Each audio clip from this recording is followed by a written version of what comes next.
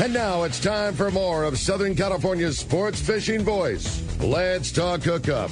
This portion of the show is sponsored in part by Ford, the official truck of Let's Talk Hookup. Rancho Leonero, where your wildest Baja dreams come true. Shimano Rods and Reels. Fish with the best. Shimano.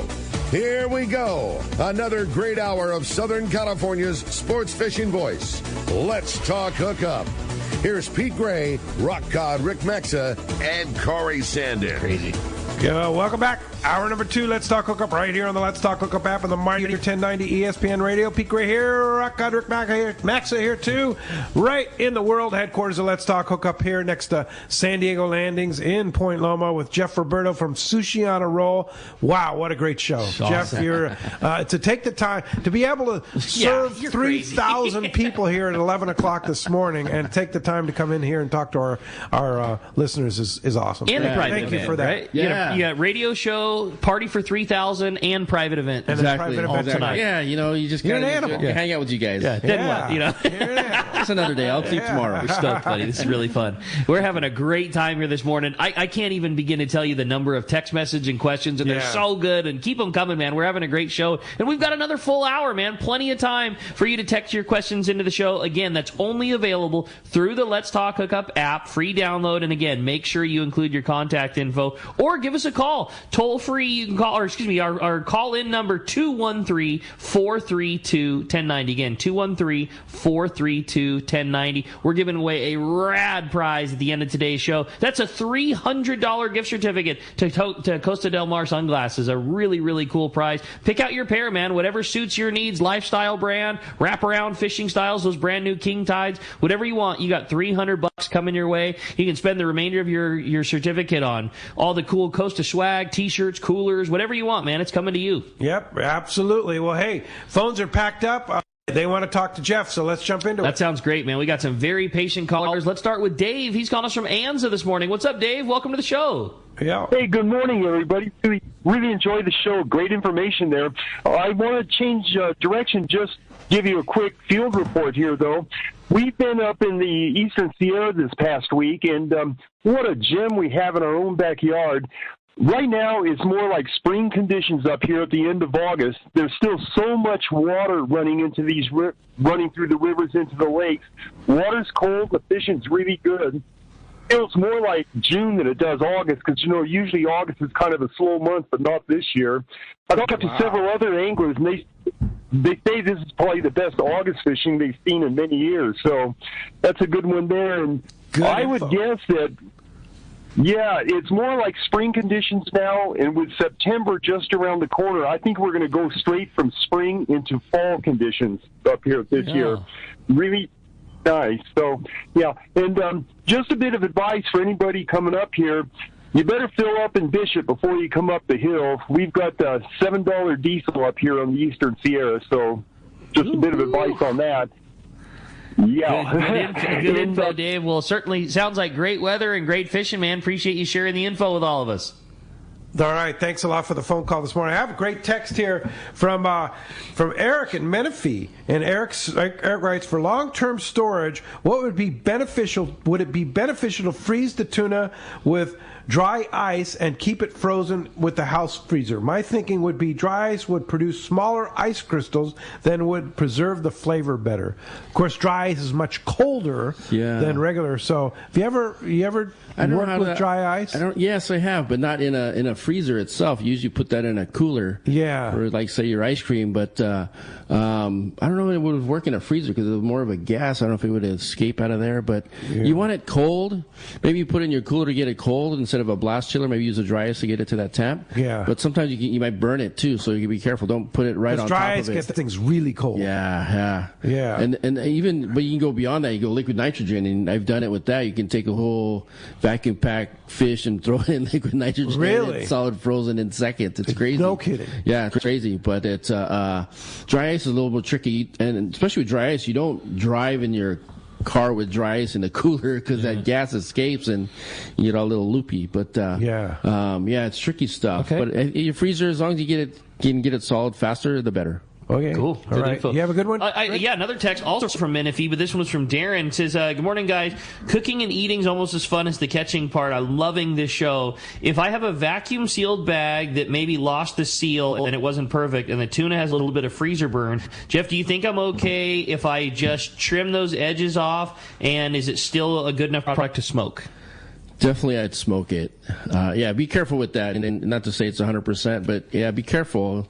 When it has those holes, that's what you gotta worry about. And hopefully, that's why we leave the skin on. So if it does burn, hopefully it just burns the skin and not the fish itself. So what does freezer burn do? Is it bacteria? Yeah, or what? bacteria, and it just crystallizes and just changes the whole part of it. But I think you can cut a big portion out of it, and then but cooking will probably harm you less than kind of eating it raw. Definitely. But if it's frozen, it's the bacteria is gone, right? It's never gone. It just depends where. Yeah, it just slows it down. So that depends on where you catch it too, right? So even when I buy fish, it depends on my vendors, right? So some vendors will have more bacteria just because of where it comes from, and hopefully they don't. But how do you know? You just buy it yourself and see what happens. Yeah. And you talked about smell.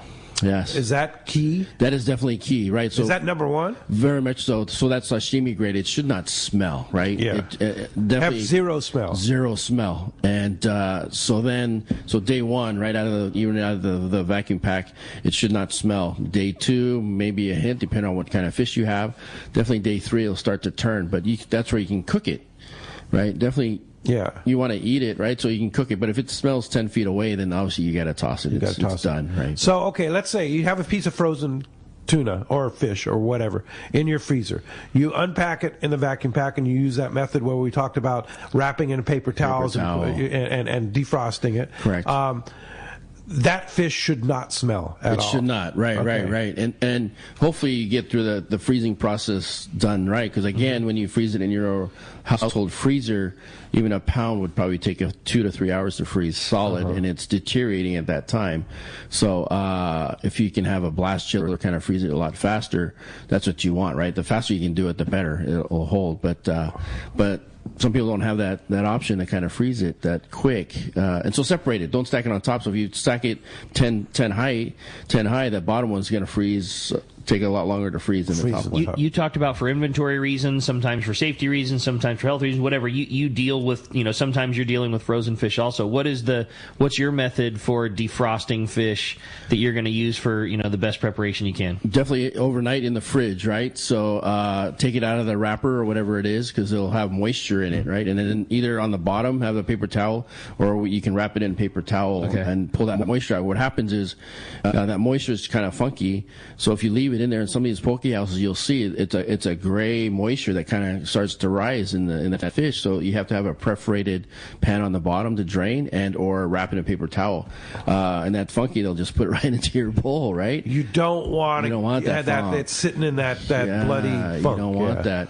Yeah. So you put the paper towel, will kind of draw it out, and then even if for whatever reason you can't eat it the second day, and it's still in that paper towel, change it daily, because that funk will just still be in there. But you'll taste the fish now, because when it has that funk in it and you put a poke sauce on it, you can put a lot of poke sauce in it to get the flavor, right? So because it has that moisture in there, so you draw it out, and then now you can taste your sauce that you put inside. Yeah. What's better, a chest freezer or an upright freezer? Definitely an upright's better, but the chest freezer you can throw a whole fish in it. Yeah. Right. Yeah. But it just depends on what you need, and you can throw a ton of it, but then you just got to figure out how to get to that bottom. Yeah. But definitely chest freezer's easier just for access. Yes, definitely. Big open. Yeah. All right. Cool. Let's jump back in the phone. Yeah, you got it, dude. All right. How about this time we talked to Vinny? He's calling us from Carlsbad this morning. What's up, Vinny? Welcome to the show.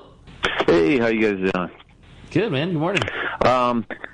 Good. Hey, question. So I went on the RP, had it processed by Sean, put in 5 mil bags, and it was, say, 14 months ago, and I put it in the refrigerator. I didn't do the technique that you guys just talked about where you wrap it in paper towels or anything, but I just left it in the 5 mil bag, and then when I went to cut into it, it had a slight green tint to it. If I took my hand and ran it across, let's say, the grain one way, it would go away. But if I went the other way, it would be green. Didn't smell, but I was like, is that good or bad, or what is that? It's the adrenaline. So it's normal it's in the fish, heat. right? Yeah, it's the heat. So and that's why you got to chill it faster. When you get it on the boats, and that definitely Ikejime will kind of stop that process because it won't, not regurgitate, but get really hard. It basically it ends those nerve endings. Yeah, and nothing wrong with it. It's a rainbow portion of it. It doesn't change it or anything. That was a good description that you gave, Vinny. I know exactly what you're talking about. Yep, I've certainly seen it before too. It's like a sheen almost. Yeah. And that's fine. It's normal. It's normal. Correct. Okay. Yeah. It's just the heat. I didn't know that. Like you say, that's the whatever the energy they expand. That's maybe the fish. Some come quick and get spiked and bled and cooled faster, and other ones just exert all that energy and kind of burn a little bit. Exactly. Okay. And nothing wrong with it. Yeah, definitely. All right. Good stuff. Yeah, that's good info. Thanks a lot for the call this morning. You have a good one? I do, yes. Good morning, guys. This question is for Jeff. Do you think there's any connection to the size of fish, mainly in bluefin, and the table fare quality, or is it exclusively what they're feeding on in terms of their diet for flavor? My question would be, like, if a 30-pound bluefin and a 100-pound bluefin are eating the exact same thing, will you notice a difference in texture, quality, or flavor? That's all from Jeff in Valley Center. Good, Jeff. No, I think they're both the same. We talked about that earlier off the air. Is before, like a 200-pound fish, it'd be kind of not my choice, but that 200-pound fish is just as good as that 30-pound fish. It depends on how you break it down, right? That 30-pound fish is easy to break down, but it eats that bait. Whatever it eats, it's just phenomenal. And our water temp is just perfect for that bluefin. Is any size is if you get a 200-pounder, doesn't matter. Doesn't whether matter. It's 30 pounds or 200 pounds. Oh, it's beautiful and you can tell once the knife goes into that skin to that flesh, it's just like butter. And then keep going. When you're making your cuts, do you instantly know, like, this one's perfection, this one's really good, this one's okay? And that first loin that you pull out, that quarter loin that comes out, that's bright red, and the RP with Tim and Randy, that stuff is just like ruby red color, and it's just beautiful. And on the raw star, it's just amazing stuff. You're like, well, the quality of the fish on the good long range boats is next level now. I mean, compared to what it used to be. I know. Before it was just frozen in that brine. Because I know, like the Royal Star, they Ikejime everything, all the big fish, right? Yes. Yeah, and when do you think that really makes a difference? Definitely for shelf life. Yeah, and because it stops that adrenaline, like you were talking about. Definitely. So would that mean you wouldn't get that sheen? You might get it. Not to say you wouldn't, but probably 99% you would not get it. Huh. Interesting. Yeah. Never knew. But it's just the way you care for it, right? And that's the process that obviously when you sell it to the market in Japan, it's very specific on how they want it to get the biggest dollar, right? Yeah.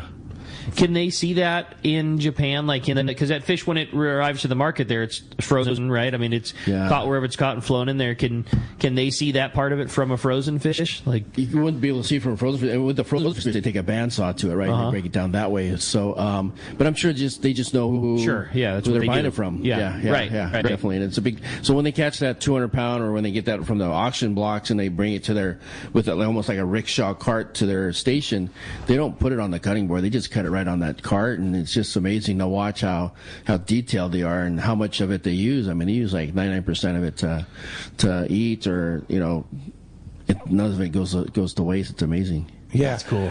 You watch Wicked Tuna, and you see them cut those tail cuts off, and then they take like a big chunk of fish off these big fish off the tail and throw it away. Is that tail just not good? So if that tail is good, and then it gets better towards the head, right? So you're not going to ruin a real nice piece towards the head. So you take that sample from the tail, and that's how you grade it. So out of 10 so that would be the lowest least grade. desirable part. Correct. But with that bluefin, it's still a good piece. We scrape it from those tendons, and we get that. Get the best of the best there. But what happens is you get 10 fish, and there's got to be one the best, right? So out of that 10, say number 7 is the best. That's the most pricey, and then you grade it from there. Yeah. Right. So. And it's all based on fat. Exactly. So you have all those cuts there, and you kind of get it. That in the core. Yeah. Definitely fat. More fat is where you're going to get more money. Yeah, for sure. Well, let's jump back on the phones. They're packed up. They want to talk to Jeff. No doubt, man. How about Mike and Rose meet up next year on Let's Talk Hookup? Good morning, Mike. Hey, good morning. Thanks for picking up my line. I knew immediately when Jeff was going to be on the program that first thing you do is talk about bluefin. But what about the other tuna? Well, let's just say albacore. You didn't mention albacore. How does that rate as far as sushi grade? And what about white sea bass and maybe some rockfish? How do those fare as far as sushi?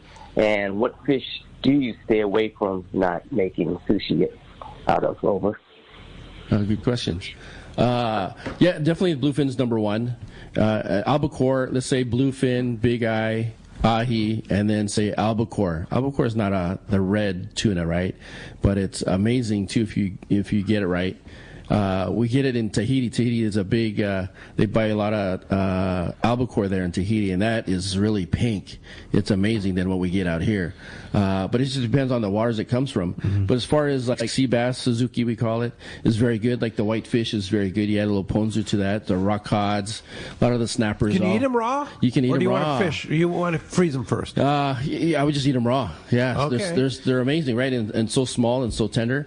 You just fillet it. So usually in a sushi bar, you'll have one white fish, and in general terms we call it shiromi, which just means just a broad name for the white fish. So you could have halibut, you could have rock cod, you could have snapper, you could have the Thai snapper from Japan. But you get that kimidai, the one with the big eye. Uh-huh. Oh, that's the best. The really? Eye. Yeah. Okay. Yeah. So some of that stuff you just look for. One of the best sushi experiences I ever had, and I'm sure it had a lot to do with the ritual, like the fun. But when we were in Alaska, we caught a nice halibut, like about as big as we could keep a still keeper one up there, like a 45 pounder or so. And he cut the cheek out of it, and he said, "You eat that cheek today, it'll taste like a rubber hockey puck. Not worth doing." But just wrapped it tight in Saran wrap, left it in the refrigerator on the boat for 2 days, and then So the end of the second day, we just cut it on the back of the boat in Sitka. Beautiful day, one of like those perfect days, yeah. and a bunch of the crew and buds all came over, and he just cut that thing up, and we all had it on the back of the boat. And wow! I'm sure half of it was just the experience of fun and buds and everything like that. But I mean, one of the best ever, and like the most melty, crazy, like. A halibut on the bottom, maybe not the fish that you would have ever thought would have been, but leaving it on cool for 2 days. He said you eat that thing that day, and it would have just been terrible. You would have just said, clearly this fish is not what you ever want for sushi. But yeah, 2 days after being wrapped in that Saran wrap, and it was, cool. Dude, it was spectacular. Halibut cheek, super fun. Yeah, super fun. Cheek are good, and especially the cheek itself. I mean, the tuna has a big actual cheek versus the collar. Does it? Yeah, and it's hard to get to. And I didn't know that. And it's kind of tough also. But if you cook the whole, and if you have a pot big enough for the head, you kind of soften it up a little bit, and you can kind of grab it. Right? It's I did not know that. Nuggets and yeah. There you go. Hey, let's find out what's biting out there. Yeah, man. Our FishDope.com reporter. Yeah, our Dave Hansen, your saltwater guide. His catch report sponsored by the Fish Pros of Fisherman's Processing in San Diego. We've been talking about Sean and Raymond all morning. It's the best processing for your fish when your trip returns. Plus, with Fish Pros, the market, you can purchase their famous spices, rubs, their poke kit. Stop by their location in Old Town on Taylor Street or order online at fishermansprocessing.com. Be sure to make your reservations by texting Melanie at 619-255-3128. It is so important. Carl talked about it yesterday. Yeah. You got to do it. It's got to be the first call you make after making that reservation. Hey, let's talk to him. Your saltwater guy, Dave Hansen's on the line. What's up, Dave? Hey, good morning, you guys. Good morning. My very most favorite food in the whole world is sushi. There's nothing better. There's nothing better. And I don't know. My son loves albacore. I love bonita. There's nothing better than a good piece of bonita. But here's where I'm at right now. I'm standing on the lawn tramp in Lake Tahoe, California, throwing a stick for my son's dog. And it's flat, glassy, calm, and we're going fishing this afternoon. I'm pretty excited. Nice. But, yeah, pretty cool. But here's the deal, gang, that water, it doesn't even make any sense. Don Brockman and I were talking about it yesterday, Pete. It rolled over yesterday morning at Oceanside Harbor entrance. It was 57 degrees. Oh, it doesn't make any sense. Like Lasley told me a couple years ago, throw all the history books in the trash. Nothing makes sense anymore. We get a big giant hurricane, comes from Cabo where the water's 91, and when it gets done, it dumps 57-degree water in Oceanside. I don't know. It doesn't. But we had a couple guys, members out fishing yesterday, Rick, and they headed out of Dana Point. When they left the harbor, it was 60 degrees. When they got to the 209, they found 69-degree water. when they got down below the 209, they found 71-degree water, and they did catch a Dorado yesterday. So there's all kinds of weird stuff going on. It doesn't make any sense. Like Brian Woolley said, the water dumped over on the beach, but at Catalina, San Clemente Island, Cortez, and Tanner Banks, the volume of tuna out there in Yellowtail is insane. Fishing at Catalina's wide open. Calico bass fishing as good as it could possibly be. There's plenty of fish to catch. That albacore fishing up the coast is unbelievable. I don't know if you saw Lawrence Fishworks, Quigley there. He went fishing for albacore up there, and they just had the most insane fish. I mean, there's so much to do and so much to fish for.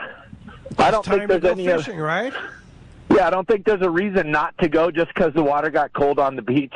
It's all going to come back. It's going to be an incredible September all the way through Christmas. It's going to be insane. This is a little blip on the radar, I think, like Woolley said. Don't get discouraged. Everything's there. Yeah, for sure. And fishdope.com has all your information for you. $20 off a new membership to fishdope.com using the code Hookup Now. Lowercase, no space is your $20 code for fishdope.com. And Dave, how do we find you? Well, if you go on the internet, there's a pretty good chance if you type in your saltwater guide, you'll probably find me. And then I got that pay site also, yoursaltwaterguide.com, where you don't have to follow boats anymore. You can actually go find your own fish. So stop fishing for boats, and I'll talk to you guys next Sunday. Have fun in Tahoe there, Dave, and talk to you next Sunday. All right, thanks, guys. Bye. Yeah, Thanks, Labor Dave. Day weekend next Sunday. How about that? That's crazy. Unbelievable. It's crazy how fast everything's rolling. And that report is sponsored in part by Norse Lithium Batteries they're here in Southern California, designed specifically for marine use. Norse Lithium features prismatic cells, that's really important, for extreme durability, solid connections, and longevity, and that reliability that you really want from a battery. Norse Guardian Advanced Battery Management System allows you to monitor the health and charging status by using an app on your phone. Norse also makes a complete line of kayak and electric reel batteries, too. Weighs like nothing, too. Make an investment in the best for your boat with Norsk Lithium, Norsk. Check NorseLithium.com for more information for a dealer near you, too. Hey, I got a great one here from Rich in Camarillo, and Rich writes, good morning, everyone. How long can you keep Dorado in a freezer? I always wonder about that, because Dorado doesn't keep real well, does it? Yeah, it doesn't. But if it's vacuum packed, if you're cooking it, keep it longer than you would do. Obviously, you don't want to eat it raw, but you don't want to eat Dorado raw. I don't think you do. It's kind of wormy, huh? Definitely, for good fish tacos, definitely. I mean, that's my all day. But if you're cooking it, you can keep it a little bit longer, right? You can, not say get a little funky, but Dorado's not a sushi. No, definitely not a sushi. Yeah. But you can still serve it as a cooked fish, definitely. Yeah. In the sushi bar, definitely. Okay, and delicious cooked fish. Oh yeah. So in Yakitori here, when it was down here in the 90s, we had a grill in the middle of the sushi bar. And we throw all that. People bring Ono and Dorado and right on the grill, and we just make fish tacos back then. Wahoo doesn't make good good sushi. It does in the beginning, and it starts to kind of change color a little bit. But it's kind of wormy too, isn't it? Yeah. Oh yeah. But when it get that white color, it's just oh my god, all day long. I love it. Yeah, Wahoo. Another great one. Speaking of whitefish and things like that, this question was from texting to us from Jeff in Costa Mesa. It says, "Great show, guys. Love Jeff, and I love poke and ceviche. My question is, what white flesh fish do you like for making poke or a ceviche? I used to do ceviche ages ago, made out of halibut. How do you feel about using sheep's head, or any recommendations for me, Jeff in Costa Mesa?" Oh yeah, definitely sheephead all day, right? But poke just means cube versus your ceviche cut, right? So you can take any fish, but any white fish it's going to have a ponzu, give it a little citrus to it, and it kind of just brightens everything up. But halibut, definitely. All that fish, the snapper, the Thai snapper, all that whitefish is amazing to just put it in a little salt and all day long. That's cool. So how big is the proper cube for a poke? That's a great question. And it doesn't really matter. It could be small, it could be big, right? So as long as it's cube is kind of the whole definition of poke. It's not the sauce, it's not all of that, but it's cube. So when we do competitions and you see stuff that are just cut like ceviche, it shouldn't be considered, really. But from there, then the sauce is kind of the secondary, and it's usually a soy-based sauce with sesame oil and salt. That's the base, right? And then you start from what you want. You want it spicy, you want it a little more citrus, then you kind of add that way. How does Jeff Roberto make how big is the cube when Jeff Roberto's going to cut for 3,000 today? Yeah, so nice bite size, like probably like 3/4 inch by 3/4 inch. Oh, so big. Yeah, you want to taste it. You want that one bite. Yeah. So not little tiny cubes. No, you want something that's and it looks nice. It looks kind of, we call it sexy when it's nice and just full like that. When you cut it nice, small, it's just, I don't know, not to be dainty, but you want something that just kind of just looks good and just blows in your mouth. One of my favorite poke recipes is on our Angler's Table recipe area on our website, letstalkhookup.com, and it's Rosie's Poke. Okay. For Rosie from Sage Roll Sport Fishing. Love her recipe. It's real simple. What's Jeff for? So how does Jeff's recipe different? So I'm going to make poke. What do I add? Tell me. So just like I said, so just that base you start off with first, right? And then when we compete, that's when and you make the sauce separate from the fish. Correct. And then you combine. You don't combine them. Not together. Not until later, because what happens is. Oh, you mean so you don't put one ingredient on fish, then another ingredient. No. You make the complete sauce with all the wet ingredients. Then you add it to the fish. Then you combine it with the fish. Then you combine, because what happens, that soy sauce will discolor your fish if it leaves it on too, okay. right? So soy, sesame. Yeah, what are we oil. coming to the market and buying? Like, what are our individual wet ingredients? Definitely soy sauce, sesame oil, and then salt are your base, right? And you can throw vinegar in it, right? Like a rice vinegar, kind of give it a little tang, and then obviously your lemon lime, right? Like a ponzu. Okay. So you can start with that, and then you want a little heat, you add to that. So. Sriracha or Sriracha like $64 a bottle now. Oh, jeez, really? Like $3 a squirt or something. So what do you use then? Yeah, and then you try to get the sriracha. It's hard part. You gotta find it. But I think you start off with a base, then you add to it, right? So you don't add everything, because some people don't like the garlic, they don't like the onions and whatever. So you start off with a base, and that holds all day long, and then you add your stuff into your mix. Cucumber. So that's what you onion, add. So our veggies is avocado, cucumber. So you want a little different textures, right? So, and obviously with California, with the avocado kind of all day.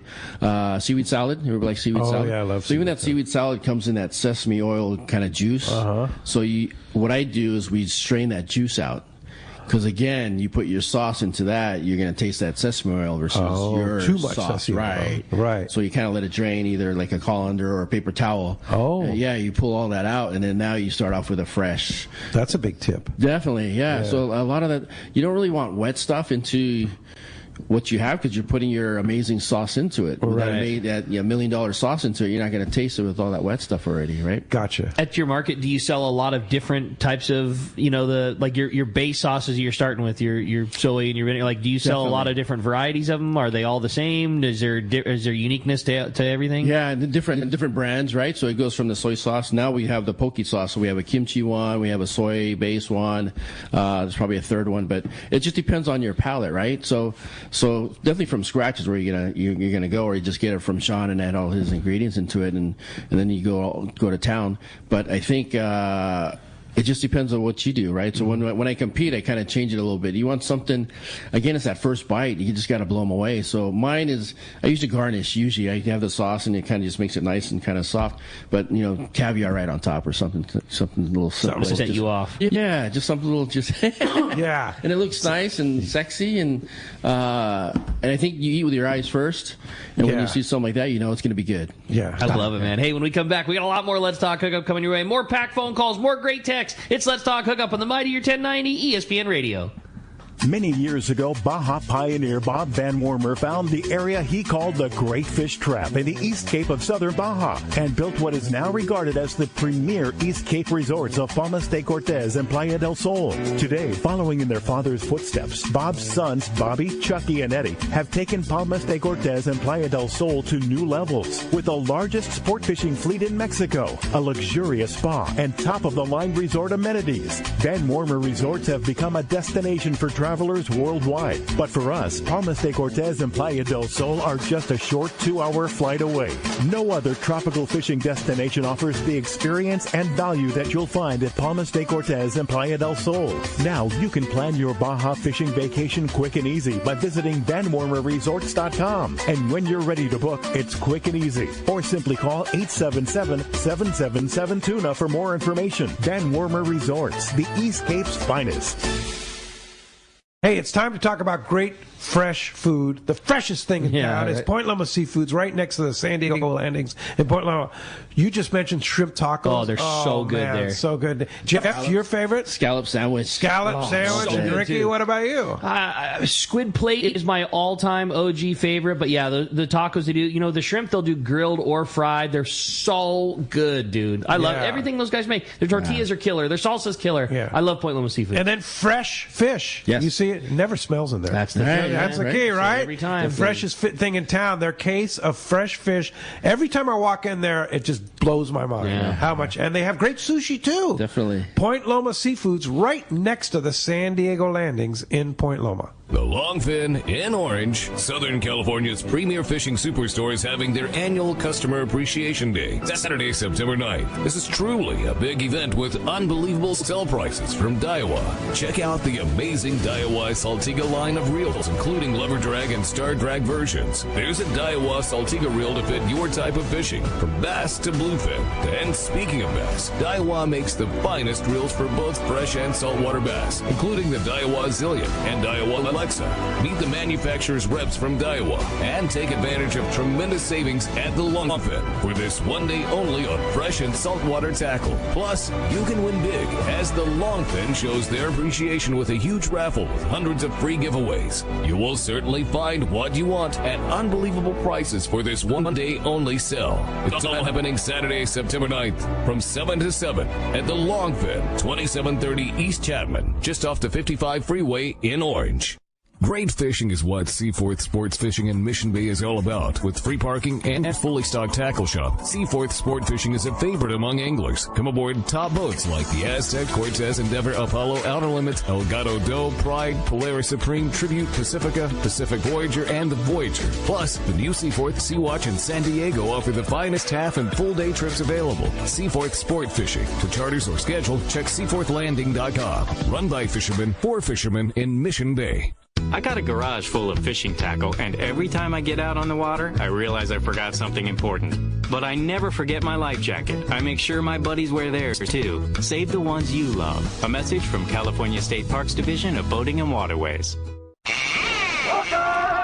Welcome back to Let's Talk Hookup, man. If you haven't learned a lot on this show already, like I'm swimming with info. This is great, man. Yeah, super fun having you, Jeff. Thanks for this, man. It's been really, really cool. Phone lines are absolutely packed solid. 213-432-1090 gets you right back into Let's Talk Hookup. We're going to jump back into the phones, talk to our buddy Arnie, called us from Vista this morning. Arnie, good morning. Welcome to the show. Hey, good morning, Pete, Ricky, and Jeff. How you guys doing today? Good, Arnie. Good. Hey, good morning, Arnie. First thing I'd like to do is give a big birthday shout-out to Assistant Executive Director of CCA, Chris Arrechinera. It's his birthday today. A lot of birthdays around. Yeah, happy birthday, Chris. Enjoy that little baby. Yes, sir. Yeah. Hey, Jeff, I got a question for you. I mean, first of all, I really appreciate what you did at our CCA event in June. You did a wonderful job playing that bluefin. You were part of the show, buddy. That was so cool. Thanks, Arnie. Anytime. Your presentation is absolutely amazing. And I tell you what, I've never ate more poke in my life that night. Oh, my God. Well, you got me a 134-pound tuna. We had to get rid of it somehow. Yeah, you weren't taking it home with you, that's for sure. Yeah, everybody ate it. It was awesome. Question I have, though. When you catch a fish on a boat, how many days would you recommend it sit before you pull it for sushi? I mean, kind of like a steak. Right. So if the whole fish, definitely, right, on ice. And I would wait, even you can wait 2 days before you even break it down, right, if you don't have the time. But definitely once you get the time when you're back on land, you start breaking it down and then portion it out, right? Let's say it's 100 pound, you're not going to eat that in 2 days. So then portion it out, and if you have vacuum sealer, definitely vacuum seal it. And then just pick your choices, right? Cut them small so they freeze a lot faster. right? Like 1 pound, 2 pound portions, and it'll freeze a lot faster in your freezer. And then just layer it, or not layer it, but kind of just lay it on one level, right? So it freezes. Because if you stack it like 5 high, that bottom one's it's gonna take a lot longer to freeze than that top one. Yeah. The shelf life with especially tuna. Tuna has a pretty strong shelf life versus the yellowtail. Japanese yellowtail will kind of oxidize and it'll change color. Okay. It's still kind of edible, but it just looks funky. But tuna, as long as it's red and it doesn't smell, and when you open it, it's all day long. Yeah. All day long. Yeah. Cool. Hey, Arnie, thanks for all your hard work. Yep. And also I want to throw out a huge thank you for all the follow-up you did with Cowboy and keeping us posted of how our dear friend Cowboy was during his battle and then finally passing this week. So thanks for all you did there, Arnie. You're a good man, Arnie. All right. Appreciate all you did for Cowboy and the rest of the anglers, keeping us informed for sure. Here's an interesting question. I normally wouldn't read it because he didn't leave his name. So no Costa for you. But you got to leave your name and your phone number if you want to be in the running, and normally for us to read it. But it's a good question, so I'm going to read it anyway. Good morning.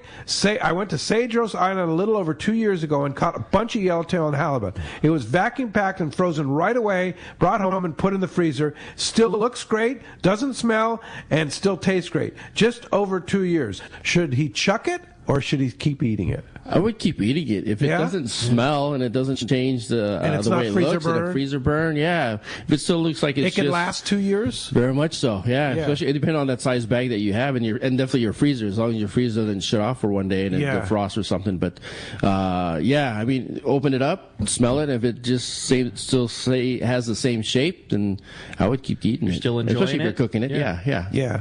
I got to tell this story because it's a classic John Freeze story. I love John Freeze story. So John Freeze is our good buddy, owns Pizza Noma, Best Pizza, all that stuff, and he's an avid fisherman. He had a bunch of flying fish in the freezer. Oh, no. And so he says, we're going fishing on my boat, Fielders. He says, I'll bring the flyers. So he brings the flyers, we open them up, and they just stink. And it's like, and they stink anyway, right? Flyers stink, but this is like mega stink, right? Yeah. So I opened it, I was like, what's the deal with these flyers? They're all soft and everything. Goes, my freezer kind of went off for a few days, and then, I refroze them, so they kind of refroze. It's like, we didn't catch anything. Oh, yeah, no, that's the death sentence right there, man. They're out of there. Yeah. So, if your freezer goes off and it dethaws, throw it all away. Even if it's flyers, right? Yeah. Oh, my goodness. That's it's such a John Freeze, I believe every bit of that story. That's great. Hey, well, let's jump back into the phones again. Some very patient callers. Everybody wants to talk to Jeff. We're going to talk to Tim. He's calling us in San Diego this morning. What's up, Tim? Welcome to Let's Talk Hookup. Yeah, thanks for the call. Happy belated, Pete. Happy belated birthday there. Thank you. And I don't know why everybody has to ask, how you doing? Every time they always say, how you doing? Everybody knows because you're already talking to people. You guys are doing great. Another great show, too. As always, never let it down. 2 quick questions. I know it's not poke or sushi related.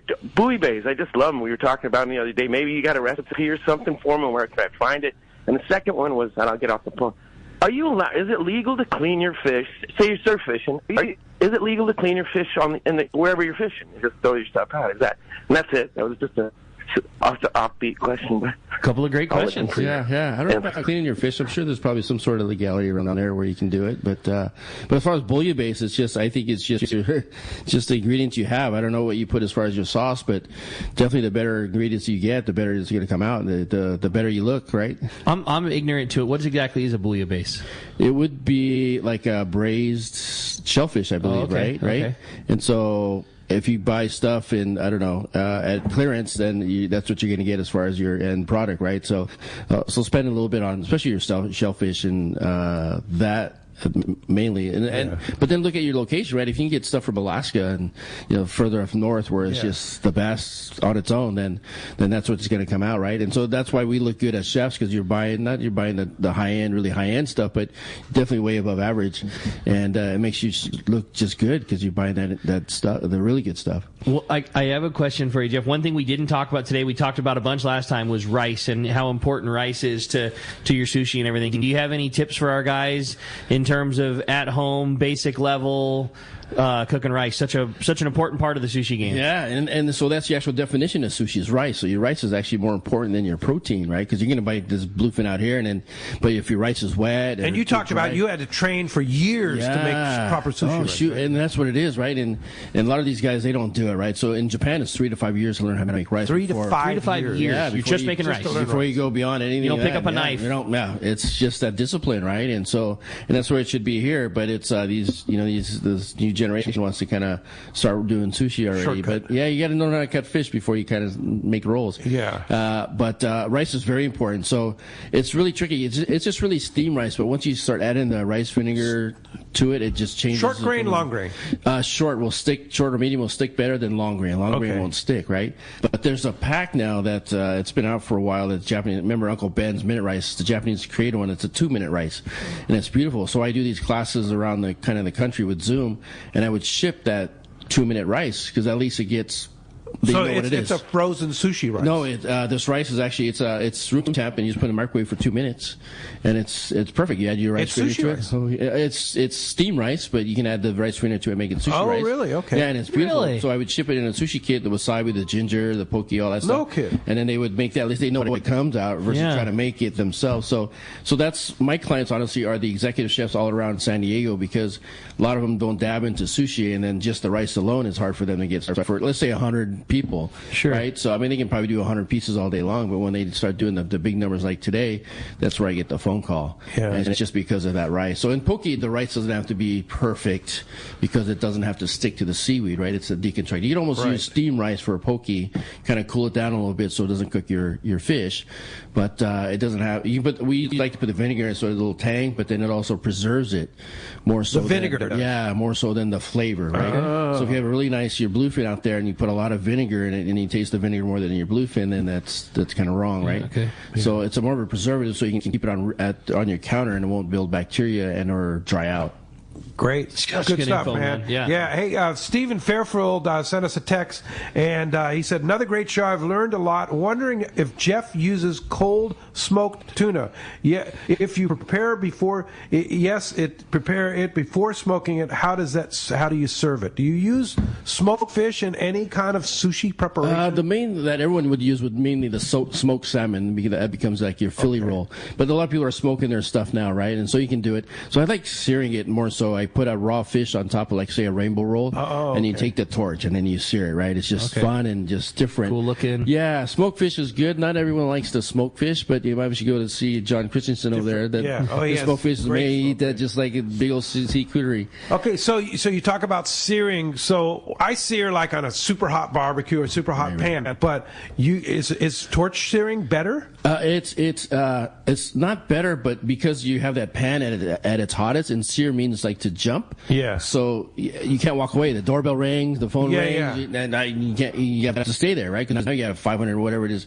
You have it really hot. With a torch, Rick calls, you can turn it off and kind of talk to him. And right. So in the sushi bar, it kind of works. But I do wagyu with that. We do all kinds of stuff. We do the Breeders' Cup. Chef Barry gives me some Japanese beef, and we do wagyu for the Breeders' Cup. In the director's room, and they're like, "Oh, that sounds terrible." That's probably not good at all. It's so fun. I get the whole fish. We do all that. And we kind of just set up all these. What kind of torch? It's just a butane torch. So butane's probably the hottest one, and so it's just a regular torch that kind of sticks on. And you see the one like at Home Depot, you can use a torch head at least, but butane will be a lot hotter. And it's we do all of that. I put on a salt rock. Put it on a salt rock. Himalayan salt rock, so you get a little flavor on there. And then sear it right on the salt rock. Right on the salt rock. What a great idea. Yeah, and like you said, just like you said, cool for the party atmosphere. You got buds coming over, whatever. You're gonna do a little party thing. That's just a cool. It's a cool party trick. Definitely. And super tasty after. Because you cut your fish or whatever protein on your cutting board, you're not going to sear it on there because you'll burn your board, right? So you can put on a nice ceramic one that holds the temp, right, or something stainless steel. But when I put it on a salt rock and you torch it, and people kind of just ooh and off with salt rock. That's a good tip, man. I dig it. Awesome. Hey, well, let's jump right back into the phones. This time we're going to talk to Lance. He's calling us from Redwood City. What's up, Lance? Welcome to Let's Talk Hookup. A lot of Northern and Central California people today. Good morning, Lance. Yeah, good morning, guys. Like everyone's saying, what a great call. I've been getting into eating fish more as well, so I'm liking what I'm hearing here. And I kind of got a two-part question. Is there a specific way to cut the fish when you're to get the grains right when you're making sushi? And then good question. Number 2, what fish don't you eat raw? I know you kind of touched on it. You don't want to eat, you mentioned Dorado. There were a couple other fish you said, oh no, even. I wasn't aware of that. So is there kind of some pitfalls, where maybe you need to freeze it first or something like that? Yeah, definitely. Even like in the marlins, you don't want to kind of eat that stuff. Okay. But you can still use it in the sushi world, right? So sushi doesn't mean raw fish. It's you can cook it and kind of still use it, right? And if you have the opportunity to have it, then why not, right? And then it's just a different. Not everybody wants the raw fish either, so you can kind of take that swordfish and smoke it, or so get the smoked marlin. You don't want to eat swordfish raw. Yeah, no. I wouldn't. I mean, it's definitely preference, but just to have a different option for a lot of people. But yeah, to kind of sear it and all that stuff. But as far as cutting, like we talked about earlier, it depends on what it is. If it's for poke, right, you can cut it whatever which way you want. But if you're cutting specifically for like nigiri, right, and on a bed of rice, it's got to cut against the grain. So it kind of, if you eat half of it for whatever reason versus the whole bite, it should kind of tear apart a lot easier versus cutting it with the grain. It won't tear. Yeah. So you have so what does sushi mean? Sushi is the whole world of seafood, if you will. Okay. Right? But the actual definition of sushi itself is the rice. Is the rice. So that's right. Rice. And then the roll is different. Definitely. So back in the day, there was no California roll. There was no roll with the rice on the outside. Yeah. It was the seaweed on the outside. And so like a tuna roll called tekamaki, very traditional, seaweed on the outside. And then there's a cucumber one, kapamaki. So they go hand in hand. Tekamaki, kapamaki. Very small, we call it a hosomaki style, like a hose, right? So really small, but the hardest roll to make because it's the amount of rice you put. Yeah. Versus the rice on the outside nowadays that came out in probably late 80s, early 90s. So I've been doing this since 87. So I've got to see it evolve to what it is today. Yeah. So there was no rainbow roll at that time until probably 91-ish with the fish on top. So with the rice on the outside, you could put 5 pounds of rice on the outside because it doesn't affect what's in the middle, and it'll still close, right? It'll still kind of work well. All right. Hey, a quick one. So, good morning, guys. Jeff, do you have a particular favorite soy sauce, and if I'm saying this right, mirin, that you prefer to use, one that you could suggest? It's from Brian in Westminster. That's a good question. That's a good question. Yeah, there's a lot of good soy sauce. I mean, I've grew up with Kikkoman, so I think Kikkoman is just kind of I think you just got to have that because when it changes the salt flavor, that changes what you're used to also, right? Does it matter whether it's low salt or regular salt? I usually use this low salt, right? And you kind of just used to it, but now they have the gluten-free, all that other stuff too. But just a little bit. I mean, they have even like the what do you call it? Like bourbon soy sauce now. They get the smoked soy sauce, and it depends on what you're doing, right? It's just, and so a lot of times what happens, a lot of times they put it on they brush it now, the soy sauce on the fish. Because what happens, people will take that whole bottle of soy sauce on your counter and fill your little soy dish with it all and use like 2 or 3 drops, really, right? And but now you get dumped with all the soy sauce that they never used. But one thing I learned when I was in Japan is the Japanese don't make that wasabi and soy together. They don't dip their sushi in the. So it's like how the chef presents it is the way you eat it, right? Correct. And if you want more wasabi, you put it on top. You don't put in the soy sauce, and you dip it upside down. You dip the fish only, and not the rice. Because if you dip the rice in the soy sauce, it will fall apart. And at that point, it's your fault. Right. And so you dip it upside down, you eat it upside down, so the fish is on your tongue versus the rice. But I went to these sushi bars, and the chefs look like, what are you doing to my sushi? Dipping it in all this soy, right? Yeah, that's right. Like in some of the fine dining restaurants, there's no like salt and pepper on your table, right? It's what the chef gives you is what you want. Which makes sense now when Jeff's talking about, you need to spend 5 years learning to make rice before you even pick up a knife. Like, man, this guy busted his ass to make you this amazing thing. There's years of work going to this. He doesn't want you dipping it into a bowl and you're smashing wasabi with a chopstick and spinning it around. Like, that didn't fly there. Well, you get that nice bluefin out here, and you're just gonna leave it and marinate in soy sauce and stuff. And the wasabi is just like, eat it on its own. This was great, man. So much fun. When we come back, we're going to find out who's got themselves a brand new pair of Costas. More Let's Talk Hookup coming your way in the Mightier 1090 ESPN Radio. Really? Back in 1979, my parents started Fast Lane Sailing Center. They lived in a VW van in the parking lot and sold catamaran sailboats. And over the years, the shop has evolved. They've sold everything from windsurfers to barbecues, paddleboards, and trailers.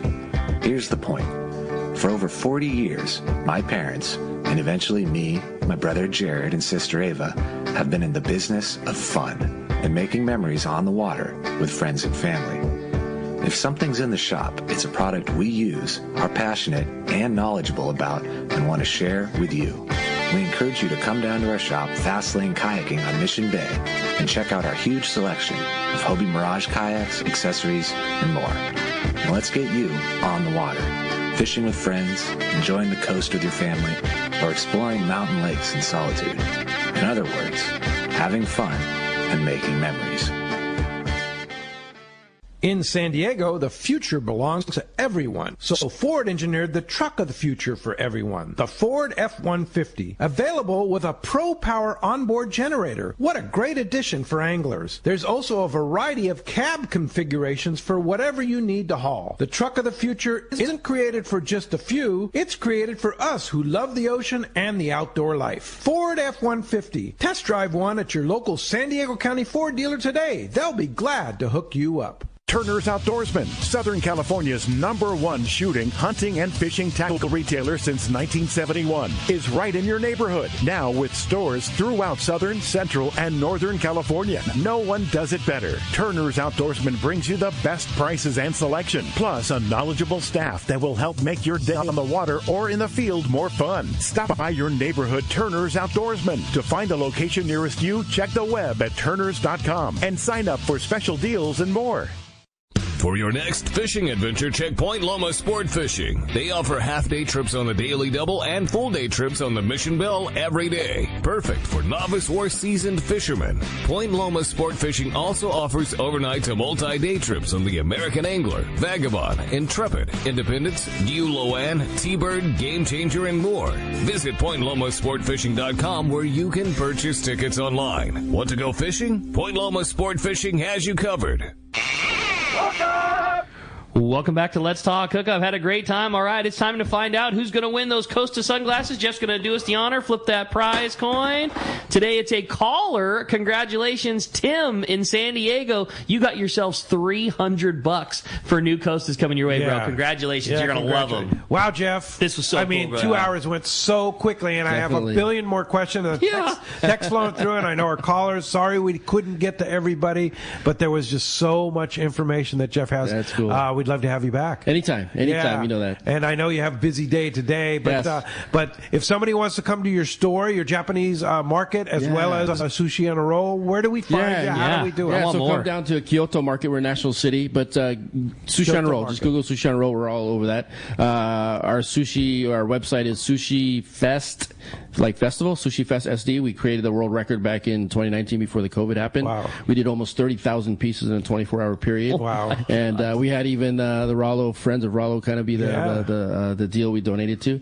And no, it's just fun. If you want to do a private party, I love the idea. You get some fish, do a private party. That's what it is. Just call you up and book it, right? Call me up, 619-518-1468. Call my cell. And then, just tell me you're going on Friday. Give me kind of lead time on when you're getting that fish, and we'll break it down in front of your friends and serve it off the bone. Sounds so cool, awesome, man. This is great. Thanks for taking the time. Thank you out there. We sure appreciate all the listeners, all the callers, all the texters for doing what they did today and joining us here on Let's Talk Hookup. Thanks to Christian again for manning the phones all weekend long and the board for us. We sure appreciate your efforts, Christian. And of course, Adam, our extraordinary app guy. Thanks to Adam Clark. Appreciate that. We'll be back next Saturday and Sunday. Captain Brian Kiyohara from the American Angler. There's a guy that knows how to take care of fish, right? And then next Sunday, Captain Dwayne Diego from Pinnacle Sport Fishing. A couple of good shows next Saturday and Sunday right here on the Mightier 1090, ESPN Radio, and the Let's Talk Hookup app. We'll see you then.